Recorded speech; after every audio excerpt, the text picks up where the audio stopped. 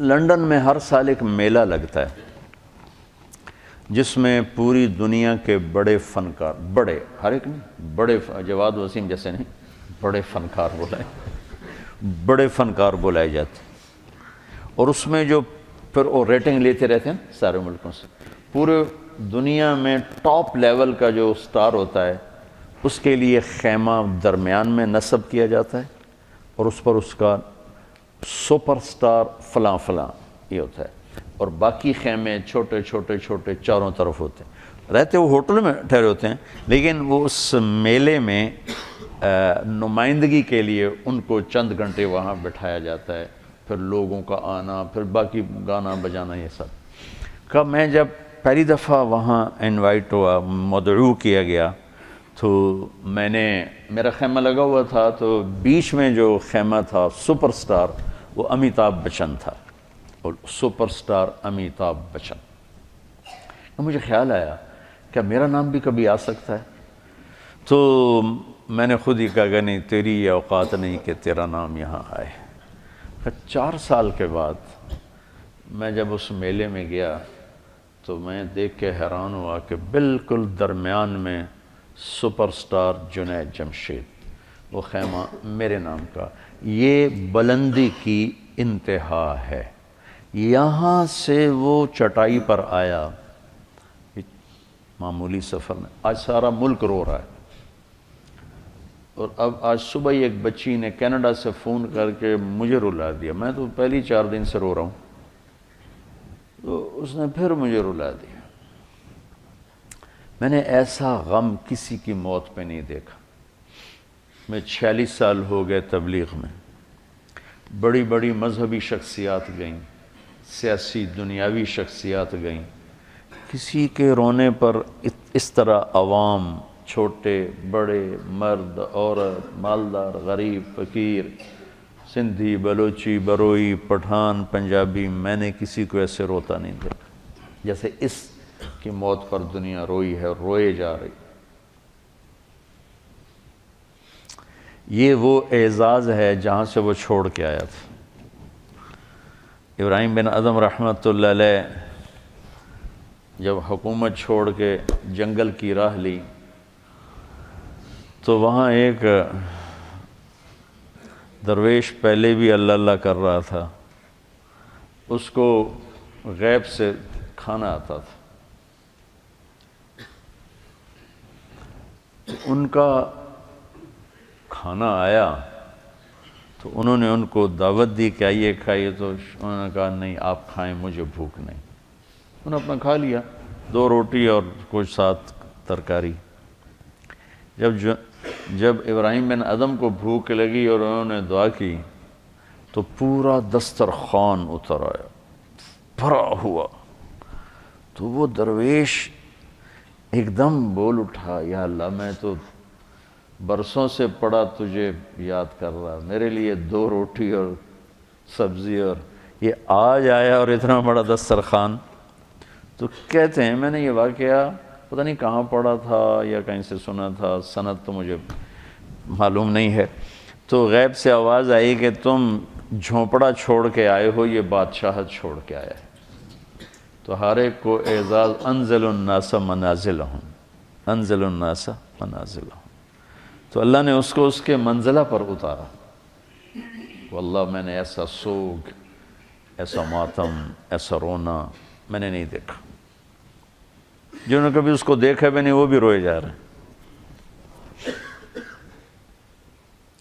اتنی بڑی جگہ سے نیچے آنا، تمہیں کوئی ممبر سے اتار دینا تو تم کفر کے فتوے اور بغاوت پہ آ جاؤ، کہاں سے وہ اترا ہے؟ یہ سروزہ جماعت کا امیر بدل دو نا، تو جس کو بدلو اس کو غصہ چڑھو کہ مجھ سے امارت چھین لی۔ تبلیغ والوں نے اس کی قدر نہیں کی، مکی مسجد والوں نے اس کی تشکیلیں بند کر دیں۔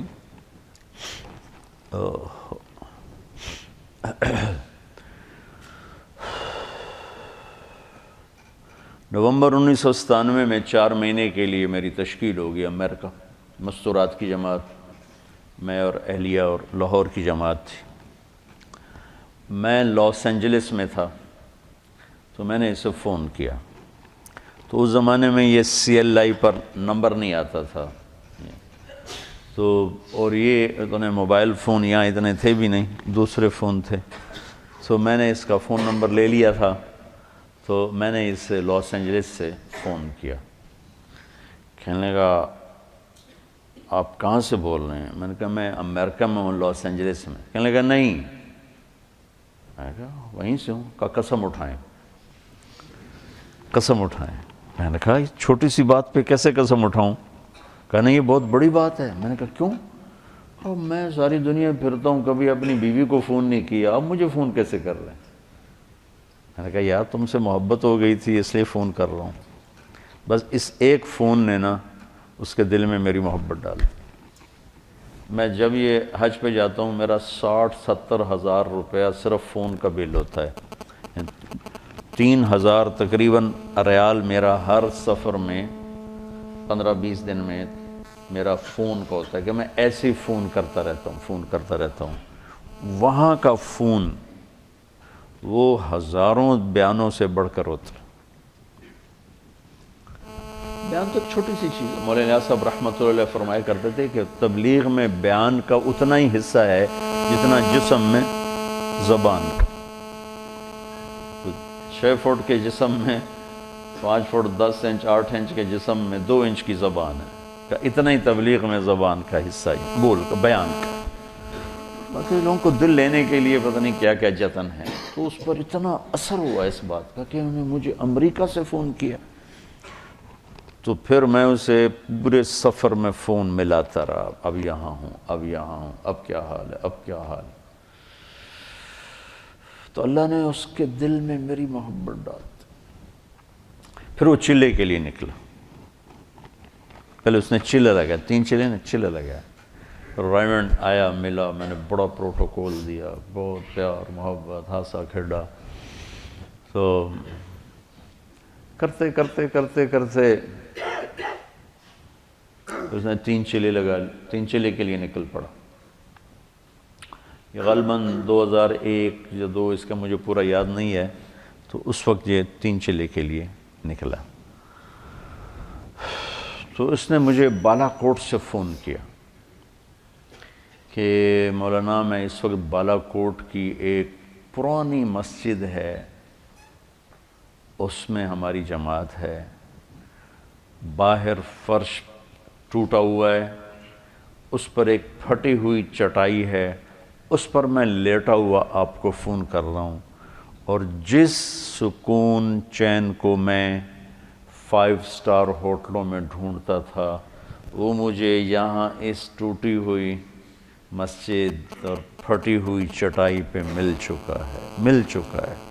مجھے یوں لگ رہا ہے میں ہوا میں اڑ جاؤں گا. بعین ہی اس کے یہ الفاظ. تو میں نے کیا جواب دیا یاد نہیں، لیکن غالباً میں نے یہی کہا کہ اب روح تک اس کی غذا پہنچ گئی تو موج ہو گئی. یہ اس نوجوان کا ابتدائی سفر تھا. اس کا ماضی کیا تھا؟ گلیمر کی دنیا میں، شوبز کی دنیا میں اتنا بڑا موسیقی میں سٹار آج تک نہیں، پاکستان میں نہیں ہے. پاکستان میں کوئی نہیں ہے.